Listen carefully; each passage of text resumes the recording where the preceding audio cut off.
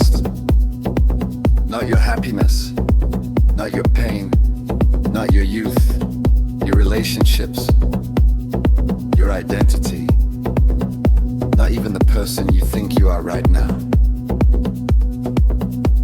In Buddhism, this principle is called the nature impermanence, and it is not presented as a theory but as something so obvious, so ever present, that it is almost invisible because everything you can point to in your experience is changing constantly. Your breath comes and goes, thoughts arise and disappear, emotions swell and dissolve. Even the feeling of you, this sense of being a solid continuous self, is more like a flickering flame than a fixed object. And yet we behave as though things should last, as though happiness should stay, as though pain should leave immediately, as though life owes us permanence. And this is where suffering begins. You see, the Buddha did not say that life is suffering. He said that clinging attachment to what is always changing, that is suffering.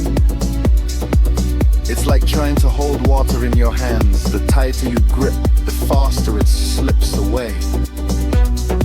Consider nature for a moment. A river does not argue with its current. It doesn't say, I would prefer to stay here just a little longer. It flows effortlessly. A tree does not resist autumn. It does not cling to its leaves and protest. No, I refuse to let go. It simply releases and prepares quietly for renewal.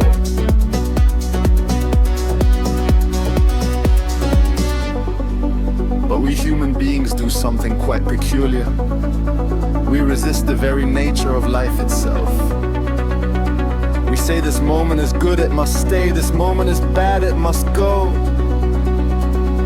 And in doing so, we place ourselves in conflict with reality.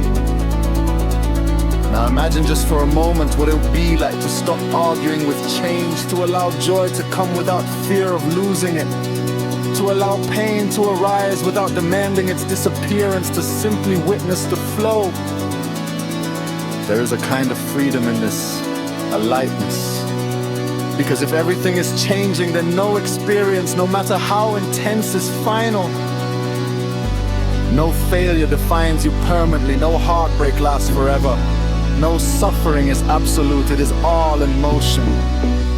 And when you truly see this, not as an idea but as a direct experience, something begins to shift.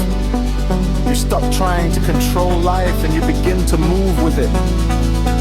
This is what the Taoists called Wu Wei, effortless action. Not forcing, not resisting, but flowing. And in that flow there is peace. Not because life becomes perfect, but because you are no longer demanding that it should be. So the wisdom of impermanence is not pessimistic. It is not saying nothing lasts, so nothing matters. It is saying nothing lasts, so everything is precious. And perhaps more importantly, nothing lasts, so you are free. Free to let go. Free to begin again. Free to experience life without clinging to it.